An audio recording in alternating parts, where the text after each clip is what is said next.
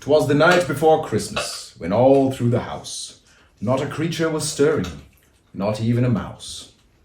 The stockings were hung by the chimney with care in the hopes that St. Nicholas would soon be there. Oh, hi.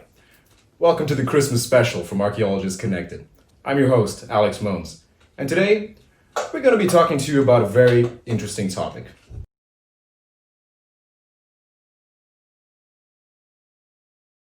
Did you know that a lot of the Christmas spices that you love and cherish have a long history that is rooted in the Silk Roads?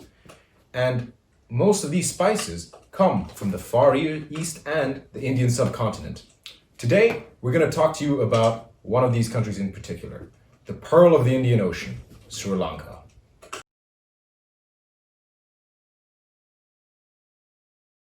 Now, Sri Lanka has long been known as a central point within the Indian Ocean, and this had led to a lot of merchants and traders stopping there and, trading goods and then moving on to other ports. Now, it was long known for being a main stopping point from going from the west to east and also vice versa. Some of the main products you can already see here that we have today.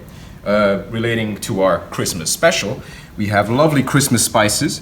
We have cloves from Sri Lanka, some lovely nutmeg, and of course, cinnamon. And who could forget silk, one of the main products that would have been traded back in those times. So here at the Faculty of Archaeology here in Leiden, we are currently the only ones studying ancient Sri Lankan sites, and we're looking at old excavation reports in order to determine the different patterns of these trade networks and Sri Lanka's role within the wider context of the Indian Ocean trade networks. A lot of the research that we're doing now involves plowing through these old reports and also old colonial reports in order to determine what kind of new sites there may be, as well as where exactly these goods are traveling to.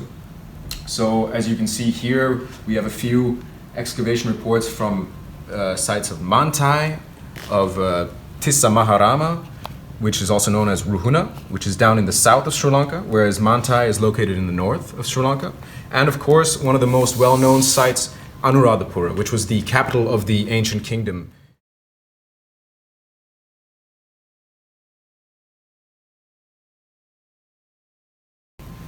So currently, I'm doing my master's thesis on this topic regarding Sri Lanka and these trade networks. Now, one of the techniques that I will be using will be satellite imagery, using Google Earth as well as NASA imagery in order to see if we can find new sites, as well as determine certain patterns that are visible via satellite. Now, this kind of work has been done before within our project, but it was focused on Pakistan in the Karakoram Mountains. And you can see this in our most recent publication, where we use distribution charts and distribution analysis in order to find these new patterns that previously we couldn't really see purely from the ground. Now, in order for us to use these distribution analysis techniques, we first need to start off by making databases of all the raw information that we have. And as you can see here, once we've made these databases, it becomes much easier to pinpoint these the different locations of certain artifacts or sites on maps, and from there we can see what the broader patterns are by using these analytical techniques. Now, within my thesis, I am going to be focusing on the three main sites that are known currently, and that is, as I mentioned before, Mantai, Tissa Maharama, and Anuradhapura. Now, within these sites, there is a massive diversity of different finds that we have from foreign places. We have wares coming all the way from China, as well as all the way from the Near East, from places such as Susa. And again, it's a huge variety of material that we have here, so it is important to understand exactly how these things came to Sri Lanka, as well as where they ended up. Now, from my research itself, it's quite interesting to note that from excavations at Anuradhapura, not many foreign imports were found in the hinterland of Anuradhapura, which is quite interesting. So we have to ask the question, do these items only remain at the centers, at these urban centers, or are they distributed throughout the entire island? And if so, where do they go? Now, part of what we're looking at is the broader network. But in order to understand this, we also need to understand the in-between stages. And this includes the smaller sites, such as small monastic temples spread out throughout the island. The whole island is littered with monastic sites that would have been connected at one point or another to these main sites.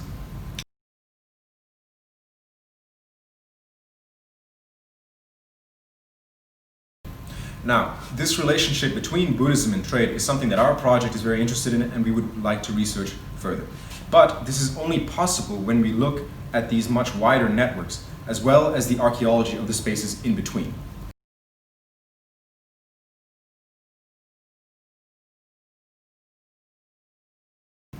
So the study of archaeology in Sri Lanka is an important part in our wider project, Roots of Exchange and Roots of Connectivity. Some of our other PhDs and students are studying trade networks and connections between the Indian subcontinent and East Africa, for example. And the more we look at the archaeological reports and finds recent studies, the more we see evidence of these exchanges of goods back and forth. And Sri Lanka, in all these routes, the land routes from the subcontinent, but also the routes across the Indian Ocean, they all indicate that Sri Lanka really functioned as an important nodal point. And so not only for its main port sites, which is where Alex's work is focused on, but very much a sort of a crossroad function for these, one might almost say, global networks across the ancient world at that time.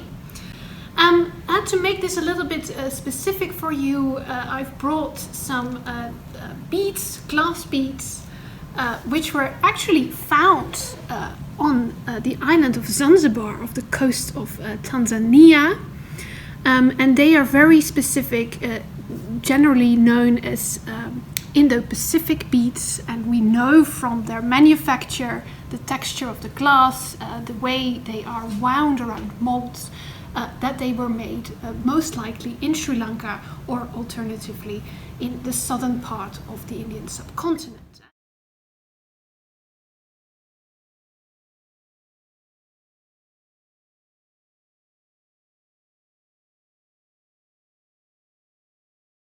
These beads are found very widely in large amounts, also in Egypt, ports of Berenike, and also in India, for example, at the famous port of Arikamedu, we have evidence of these most likely Sri Lankan beads.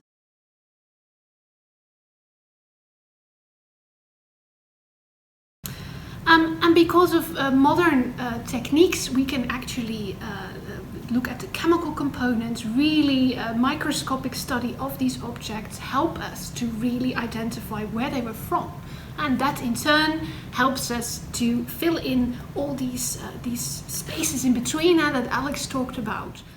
Little by little, we are learning more about the bigger picture and the wider connectivity networks that we are really interested in. And so all this is to show you how focusing on a specific region, a specific part of the network, and the way Alex is doing, in the end, is also part of a much wider synthesis.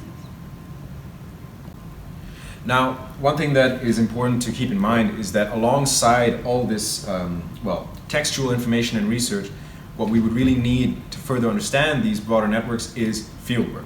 Now, unfortunately, due to the current circumstances of this entire year, due to COVID, we had plans to go and work within Sri Lanka with Sri Lankan archaeologists in order to get our hands on some real data. But, c'est la vie, here we are. But we hope to do this stuff in the future. Now, personally, this kind of archaeology is very dear to my heart, being partially Sri Lankan myself. And, well, I certainly hope that I get to share some really interesting results with you in the near future, guys.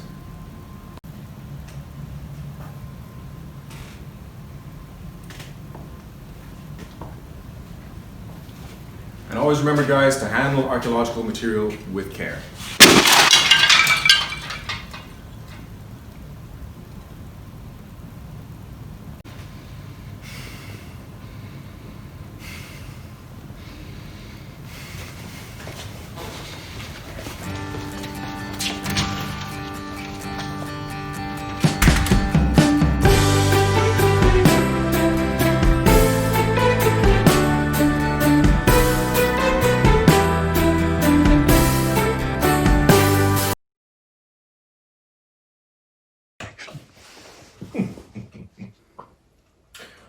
Well, that was fun, wasn't it? We hope you had a good time here with our Christmas special. I know I certainly did. And yeah, well, we hope to see you again next time. Remember, follow us on Instagram and go to visit our website at archaeologistconnected.org. Fritz? So, from me and Fritz, we wish you all a very Merry Christmas and to all a good night. Thank you.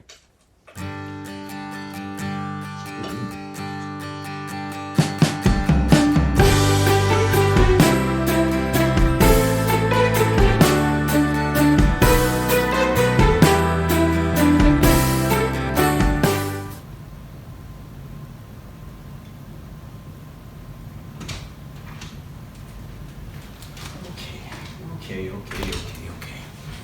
I can fix this. Oh. Okay. A little bit of super glue, some tape. No one's gonna notice the difference.